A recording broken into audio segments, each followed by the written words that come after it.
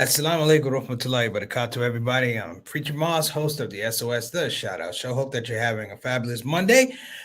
Better known to us as Mo Better Mondays here on the SOS. Listen, I just want everybody to relax a little bit, get into your space, get your drink, get your little food, your potato chips, popcorn, whatever it is. About to have a conversation that I feel like people have been dancing around, even myself sometimes, talking about current events. Before I get in that, I want to give a shout out to all the victims and survivors of Hurricane Ida. That's a serious hurricane that's affecting the Gulf states, particularly New Orleans, particularly the outskirts of New Orleans. You know that range that's 70 to 75 miles outside west and south of New Orleans. So we'll make sure we got some prayers going out to them. We hope that the recovery starts soon. I always say Mother Nature is undefeated. So all of those bucking about climate change is a fraud. Take a look. Make sure you take a deep look. Also, want to shout out our sick and shut-ins. That would be Brother Kendrick. That'd be Miss Eleanor, our beloved Miss Eleanor. That'd also be uh, Sister Lorraine and Sister Mustafa, my main man Kendrick Samuels. Making sure everybody's getting those duas. Also, I want to give a shout out to my good friend, Brother Kawaja. His father is not doing well, suffering. So we're going to make sure. And also want to give a shout out to two people. That's my Ahmed Khatib, who lost his uncle recently, and Brother Zafar Chowdhury, who lost his dad. Okay. We got to do this thing, brothers and sisters, where this is a thing of when you've been around a long time. It's something roughly akin to you have time on this earth where you will be sitting minding your own business and you hear a song from a young person. And a young person play that song, but you remember what that hook is, or you remember what that beat is, what that sample is. And it takes you back to a place, brothers and sisters, and it says, well, wow, I remember that was that song. And you have to explain to that young person that the song you listened to, another group did it. So if it was Tupac, I Get Around, it was this sample that did it, or Eric B. and Rakim, it was James Brown.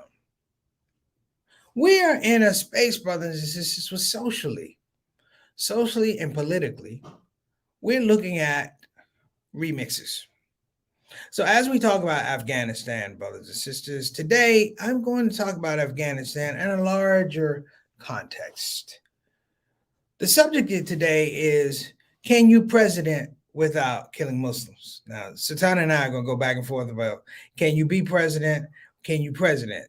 Okay, we're going to go ahead and keep can you president, meaning that you're working at a capacity as the leader of this country, and you are supposed to be serving the needs of people, not only here, but if you have foreign policy, when you go overseas, you're supposed to be fairly and consistently addressing the needs of people overseas while, of course, looking at our interests, our strategic interests. And there's nothing wrong with having strategic advantage, brothers and sisters. There's nothing wrong with that. The thing that's come to my attention, it's going to be revealed, brothers and sisters, as we talk about this mess that has now become Afghanistan. I want people to remember that that mess that has become Afghanistan was a mess some time ago, going all the way back to 2001. We will be celebrating 9/11 in roughly a week or so. We're going to be, 2 weeks. We're going to be talking about 9/11 and the losses of 9/11 and things like that. And the thing that I don't want people to overlook is that the will of the people in many regards was overlooked. That the will of the people was not respected, that people had special interests, they had special designs on why they did things. And so what we get, brothers and sisters, is, for lack of a better word, an incomplete product or a toxic product. My question today is, can you be president, or can you president without killing Muslims? Can you? If you look at the scope of American foreign policy, roughly after World War II, which also encompasses the establishment of Israel as a state, can we honestly say that public policy has supported goodwill, government building, community building towards Muslim countries? Now, the thing I'm also add on is Muslim countries, you're not innocent either. So I'm going to take this conversation from the auspices of my leaders, of my Islamic leaders, of my Islamic leaders now, in the past, and at the beginning of Islam here in the United States. So I'm going to lean on some of the things of Noble Drew Ali. I'm going to lean on some of the things and the teachings of Marcus Garvey. I'm going to lean on things about the Honorable Elijah Muhammad. I'm going to lean on things about Malcolm X. I'm going to lean on things about Louis Farrakhan. And I'm going to lean on things about Imam Wardi Muhammad.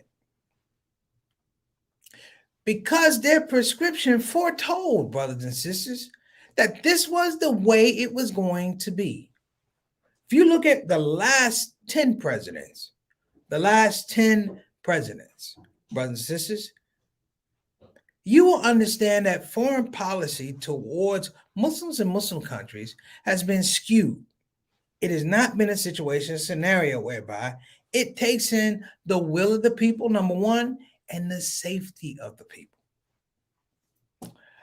I'm going to go ahead and get the show started. I'm sorry I went over a little bit, but I had to get those shout outs at the top. This is Preacher Moss Shout Out Show. Let's get talking about it.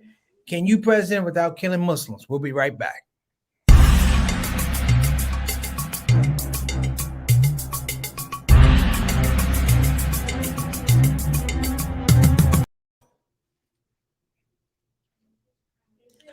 Oh, I guess we're back.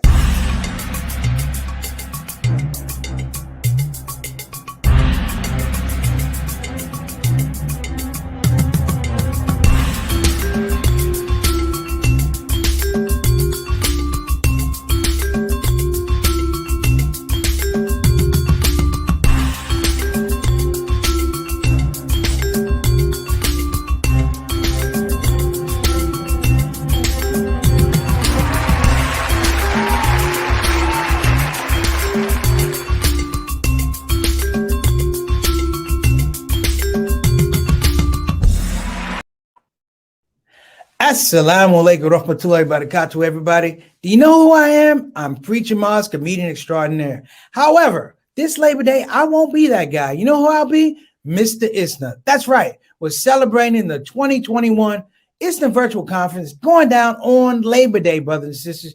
We got speakers. We got entertainment. All we need is you. It's going to be like a big old pot of gumbo. We just need to put you in there. So listen. Don't wait. Don't even worry about registration because it's free. Make sure that you're going to be there on the 4th and the 5th. I'll be looking for you virtually. And believe me, I understand what you're thinking of. You're looking at the screen going, this is going to be an incredible conference. But my goodness, Preacher Moss, that's one good-looking Muslim. See you there.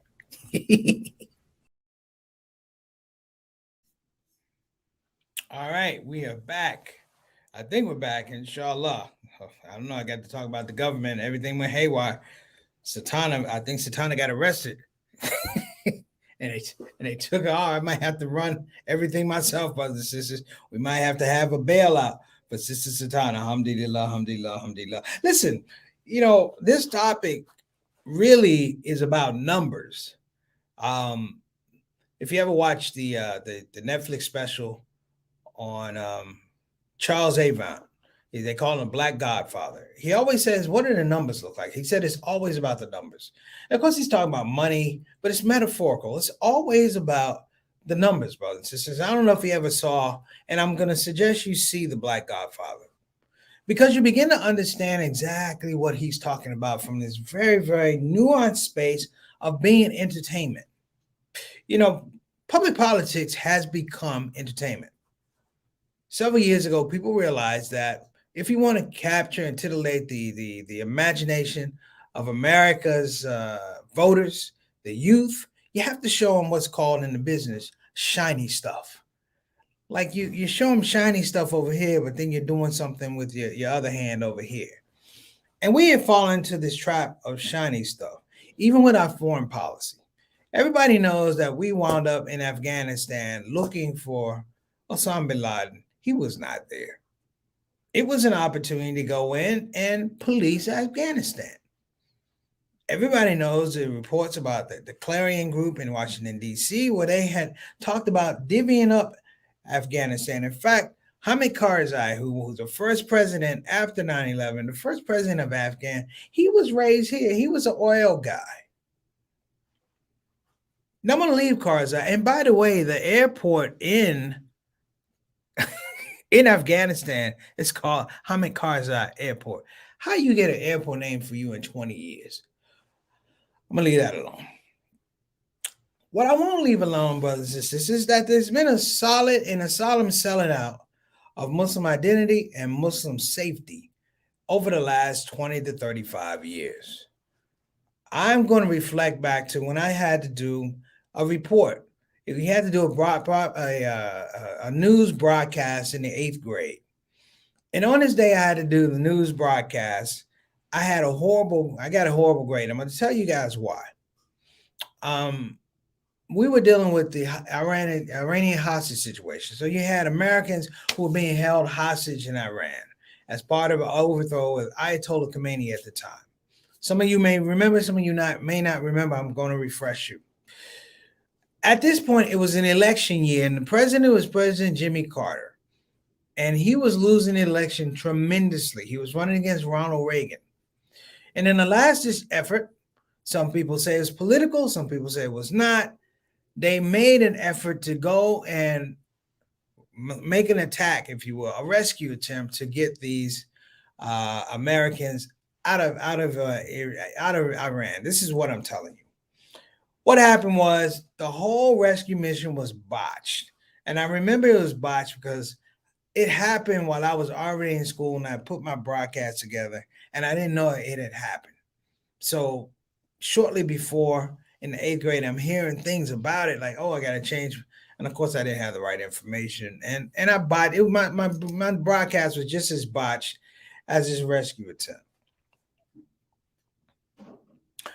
But what was apparent, brothers and sisters, when I started doing homework was that the United States has a long, and I want to say seditious relationship with Muslim countries. It is a very transactional relationship, just the same as it is right now in the United States. Black folk, Black Muslims, and immigrant Muslims, we have a transition, not a transitional, but a very transactional relationship with our government. When they say jump, we say how high, and we're so happy when they have iftars and they recognize us but we're not changing policy, brothers and sisters. We're not changing policy. We can love Obama, we can love Biden, you can love Trump, but we're not changing policies in terms, brothers and sisters, of how our brothers and sisters across the ocean are treated. And it should be no surprise because we're not even developing policy about our own welfare here in the United States. The idea, brothers and sisters, and I say this, it's not a blood oath or anything like that. But I've said this before, to be the president of the United States, you have to be willing to shed blood in Muslim countries. Plain and simple. Plain and simple. If you go back and you do your homework, World War II, the 6-Day War, it is the willingness, brothers and sisters, and the will, and I want to say the acquiescence of some Muslim countries to let U.S. foreign policy continue to spill Muslim blood. Now, some people are going to preach you wrong. I don't care. I wish I was wrong. The thing I'm going to say, brothers and sisters, is I know it's true because you have to be willing to president really taking Black lives. As much as we say Black Lives Matter, there's a blueprint. We say Black Lives Matter. I have yet to see a president sitting in office say Black lives do matter. We didn't have it the last 4 years. When Trayvon Martin was killed, we didn't have it from our president. That was a Black president. We didn't have the will, brothers and sisters. And you stop and think about all the other groups that have gotten love and acclaim and attention and laws, brothers and sisters, passed for their protection. And not just their protection, laws that allow them to scale up We find ourselves in a very, very uncomfortable, unattractive list of people who are expendable. Now, here in the United States, brothers, is the thing that is expendable is not Muslims, it's Muslim identity, it's Muslim will, brothers and sisters. We talk about Afghanistan, but you're a liar if you didn't think, brothers and sisters, that Muslim lives were not going to be killed in Afghanistan or Iraq. They didn't go in Iran because Iran has nuclear weapons. But these other countries, history has shown that they've been able to pit Muslim country against Muslim country to do their bidding, which is even more insidious. But my point being, brothers and sisters, why are we not talking about this? Let me tell y'all something about Afghanistan, because we just had, sadly, a suicide attack. They said 13 service people were killed. I'm sorry to hear that. From Allah we come, to Allah we return. Over 180 Afghans were killed, not mention who was injured. But do the math. Through 2019, 7,000 service members, hear me now, 7,000 service members lost their lives in the collective effort for Afghanistan and Iraq. 7,000. This is going to trip you out. And to let you know, it's about business. 7,000 service people lost their lives. 8,000 contractors lost their lives. So you have a loss of life of more contractors than actual military. And to tell you that this thing is not sitting well, brothers and sisters, because you have a pull. You see, this thing about social media and stuff like that is that people can look on Twitter, people can look on Instagram, Facebook, and they can see how they're being received. They can see how they're being perceived by other people. There are crimes against humanity that went down in Afghanistan and, of course, Iraq.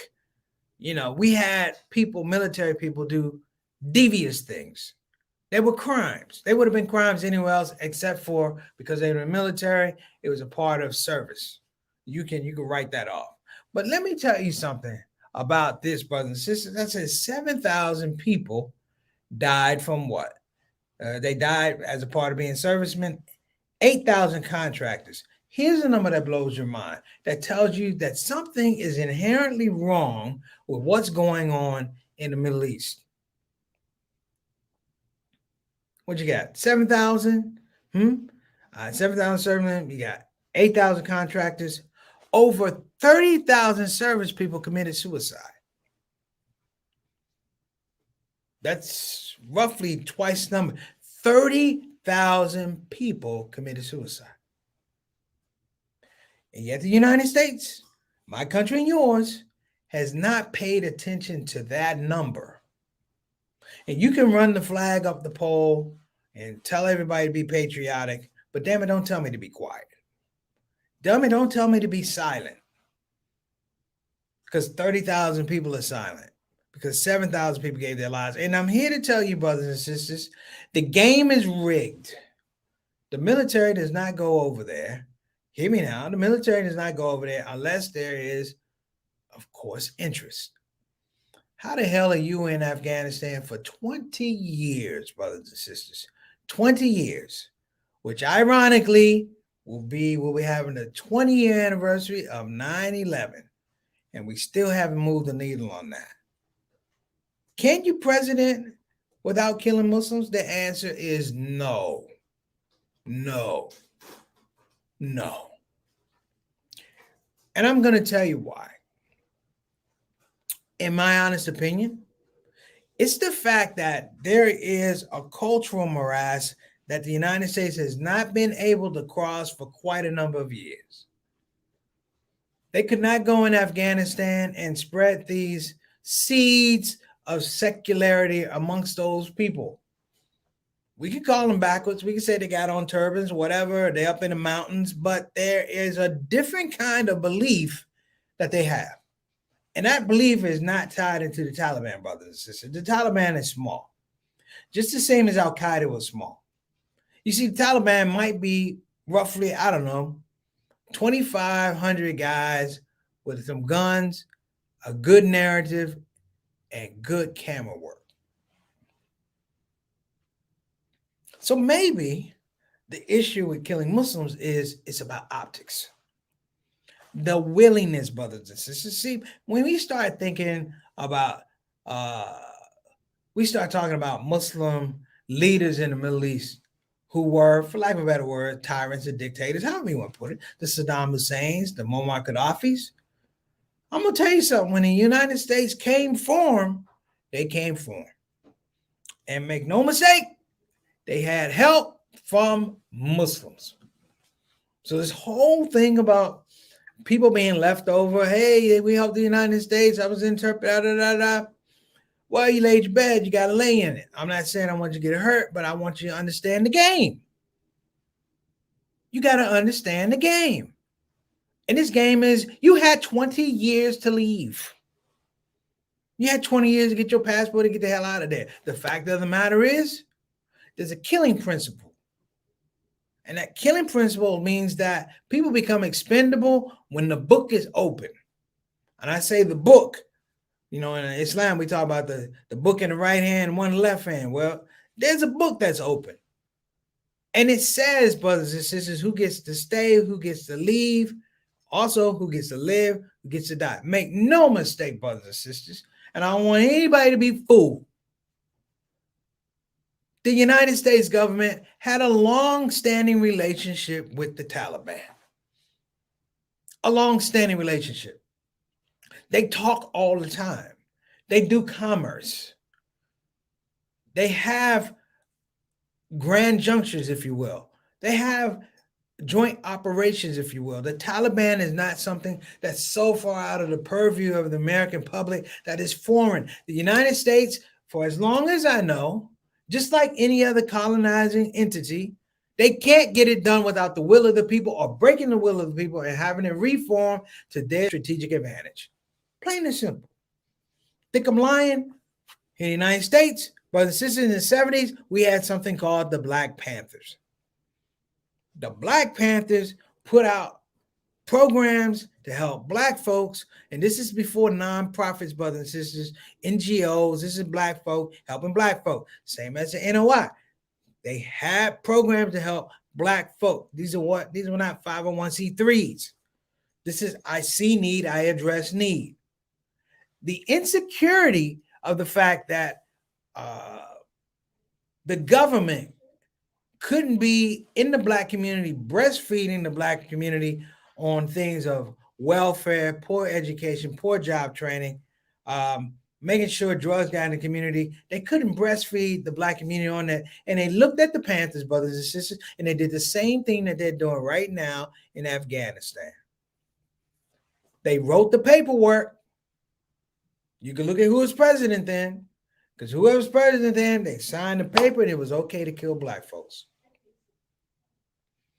We look at movies about it now. It's really interesting. You know, Judas and the Black Messiah. Da, da, da. Oh, that's cool movie. That's real life. It's still going on now. And I shudder to think that people don't understand that, you know, you're looking at something. This is not creative fiction. This happened. What happens is they make it fictional. So it's this, you know, I have a good friend. We always argue about Spike Lee's movie, X, the Malcolm X movie. You know why? Because it was so much left out of that movie that it's not educational. It was just entertainment. It was Denzel doing great acting, but it wasn't accurate. It didn't talk about his sister. It didn't talk about his mother. It didn't talk about his brother. It didn't talk about the true relationship. And we just clapping, brothers and sisters, because we've been spoon-fed. And I like Spike, but Spike, damn. All of us read the autobiography. So let me tell you about Afghanistan. Because right now, what's going to happen, brothers and sisters? Because the last plane is supposed to be leaving Afghanistan today. And we're going to close that book. That's a lie. I gave you the numbers before. 7,000 people, service people died. 8,000 contractors died. They're not talking about the contractors right now leaving the country. Why? Because the contractors are making money. And the contractors are the ones, in some regards, that inform the government whether they should stay or whether they should go. When they had the Central American wars with the uh, Sandinistas and the Contras and all of that, the U.S. military would send out advisors. They wouldn't send down people. It's the same thing they did in Afghanistan. They sent advisors to Afghanistan to train the army. Let me tell you something. You're going to have a really, really, really difficult time training people to kill their own people. The math doesn't work. You're going to have a very difficult time trying to police your own folks, and someone else is telling you how to police them, but they're not part of your culture. And in America, you're going to have a very difficult time presidenting. Can I say presidenting? A very difficult time presidenting without, I want to say, the unnatural and sadly negative serendipity of Muslims losing their lives. Why do I know, brothers and sisters? Because I'm black. Been black a long time. No break when you're black. You just black all. You're black when you go to sleep. You're black when you wake up. And in that country, you're Muslim when you go to sleep. You're Muslim when you wake up. And this is the reality, brothers and sisters. Don't be fooled. Joe Biden and Mitch McConnell and Nancy Pelosi and all these folks, they know exactly what I'm saying, brothers and sisters.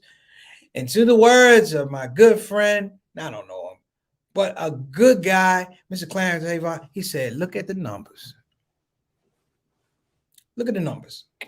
So let me jump in the comment section. What's going on, Sister Ree? How are you?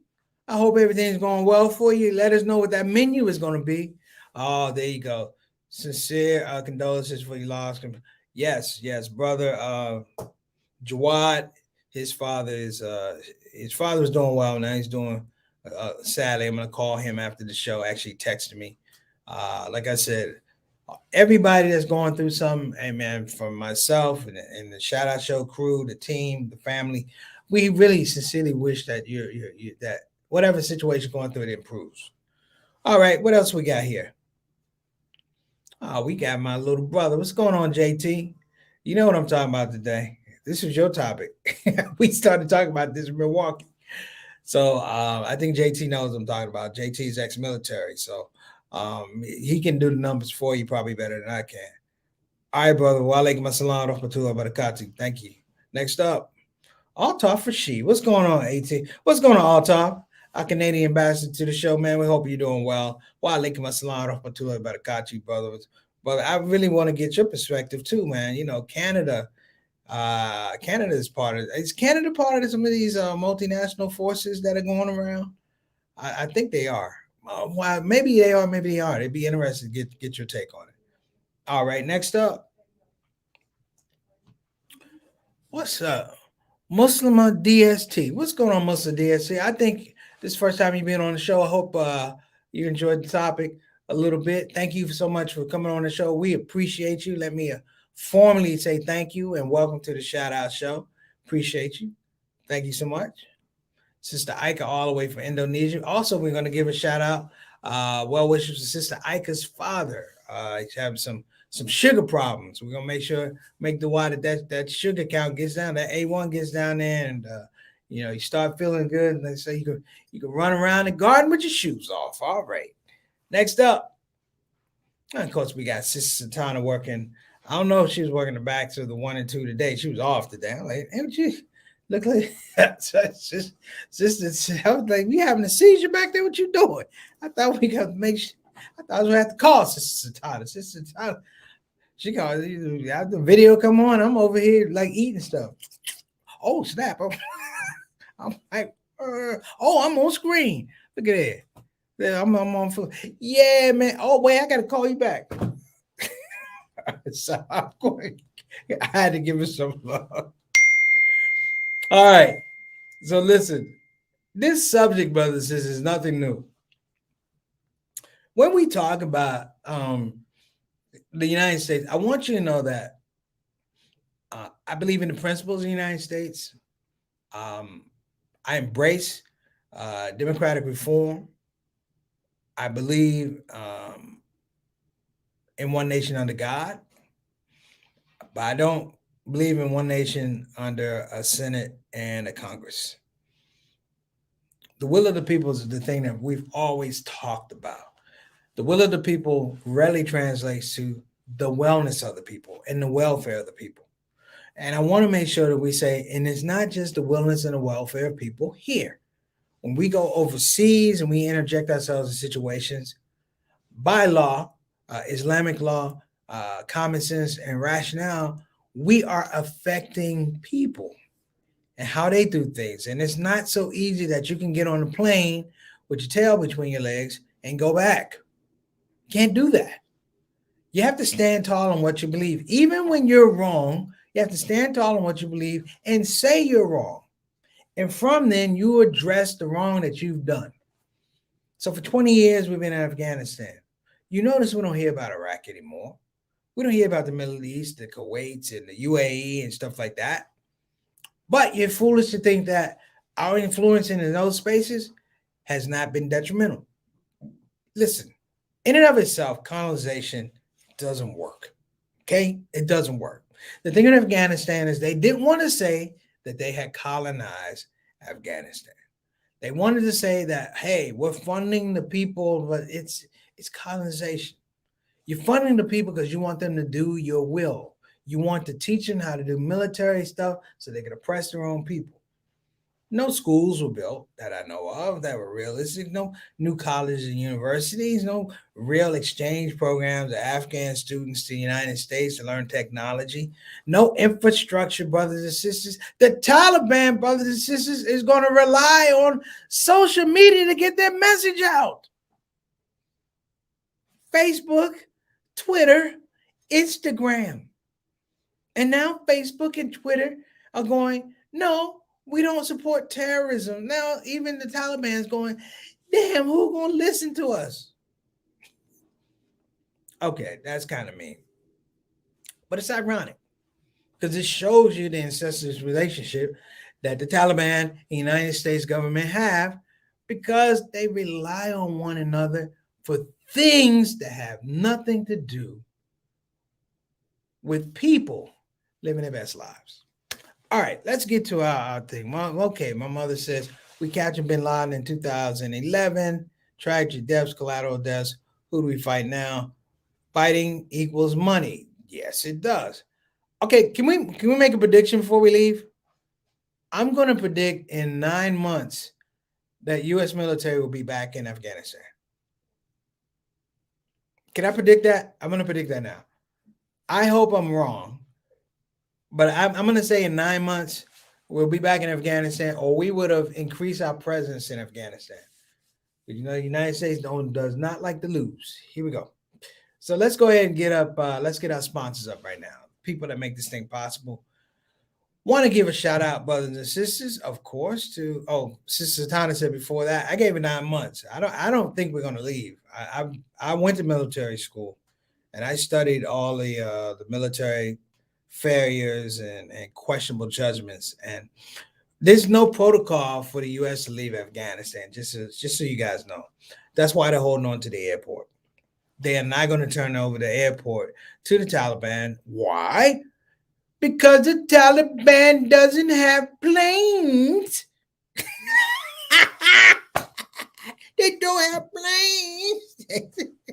They can't run an airport. If you bring a donkey to the airport, guess what? There's no parking for donkeys, Taliban. All right, let me get back to what I was saying. Let me give a shout out to BeFinancialIndependent.com. Again, that's BeFinancialIndependent.com.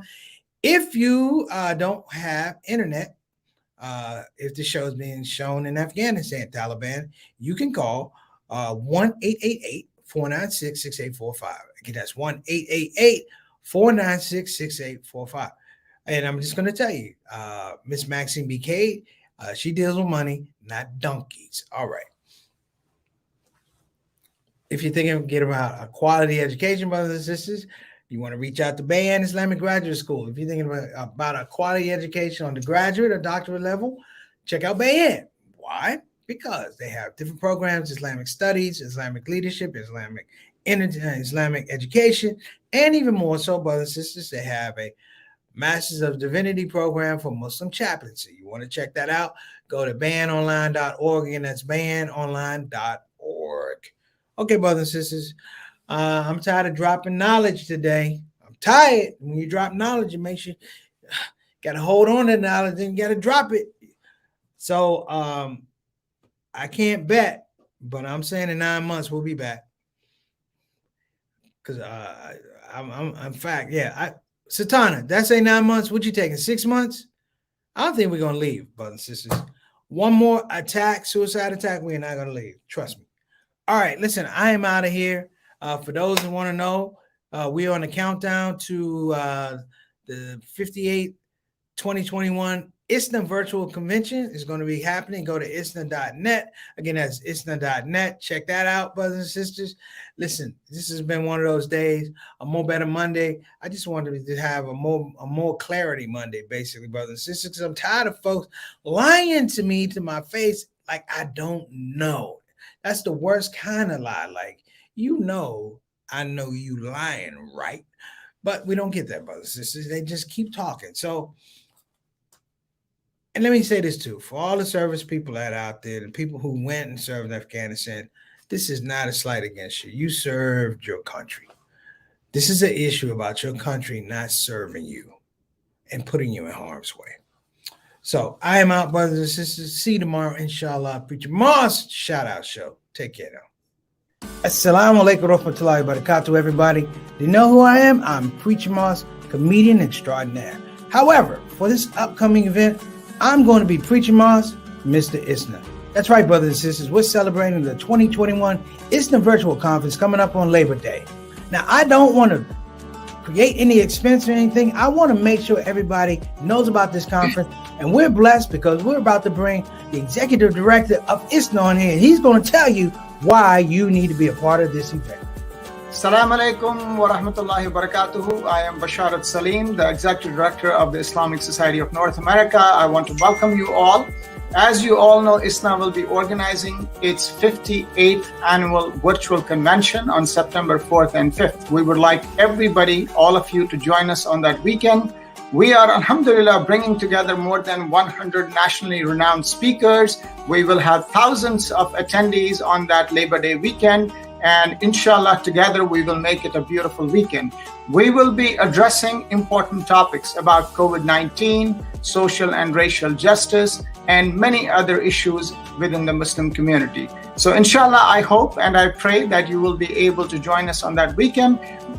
We have made this convention free so that we can have, inshallah, maximum attendance. We want our community to benefit from these more than 100 speakers who would be talking about a variety of topics that will be relevant to all of you, inshallah.